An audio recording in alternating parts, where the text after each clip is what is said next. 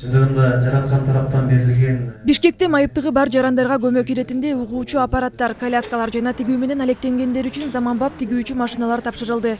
Белек алгандардын арасында атайын аппараттын жардамы менен айланасындагы добуштарды алгач иретип баштаган Маржан да бар. Ал мектеп босогосун жаңыдан аттаган. 3-4 ай мурун ушу кызымдын кулагы ооруп, биз деле жакында эле билдик.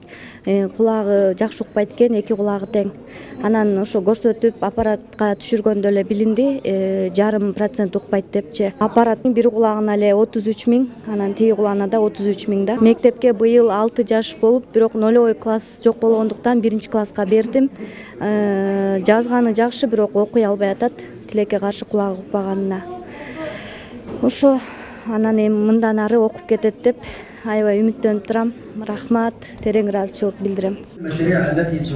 Кайрымдуулук иштин максаты мүмкүнчүлүгү чектелген адамдардын социалдык жашоосун жакшыртууга жардам берүү. Жаңы угуучу аппараттар менен коляскалардын баасы кымбат болгонуна байланыштуу. Кайрымдуулук фондунан жардам сураган жарандардын тилектери бүгүн ишке ашып кубанып отурган чагы.